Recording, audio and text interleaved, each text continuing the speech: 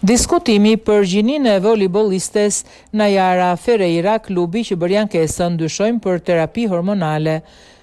Cilësitë në parket duket se kanë zgjuar dyshime për Najara Ferreira, volejbollisten e Dinamos, e cila u pezullua nga Federata Shqiptare e Volejbollit FSHV dhe ju kërkua një test gjinie, çka ka ndezur një debat të madh në sportin shqiptar. Vetë braziliania, 32 vjeçare, është e rënduar psikologjikisht pasi me një karrierë 15 vjeçare dhe në Europë nuk kishte hasur më parë me një kërkesë të tillë që sipas Dinamos cënon dinjitetin njerëzor.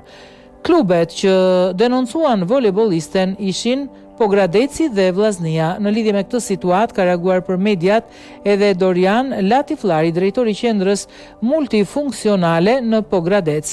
Ai ka thënë se klubi liqenor ka ngritur dyshime në lidhje me gjendjen e saj sportive dhe jo për gjininë e saj. Latifllari përmend edhe terapinë hormonale apo përdorimin e medikamenteve të palejuara që mund të rrisin performancën.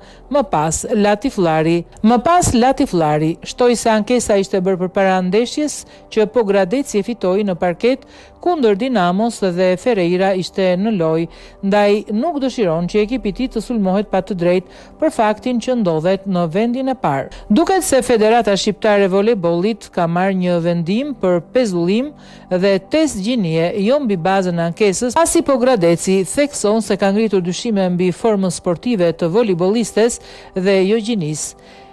Najara Ferreira dhe Dinamo e volejbollit kanë reaguar ashpër në lidhje me vendimin e federatës për testin e gjinisë, teksa ajo ju nënshtrua më parë një kontrolli ginekologjik, por që nuk mjaftoi për të bindur FSHV-n.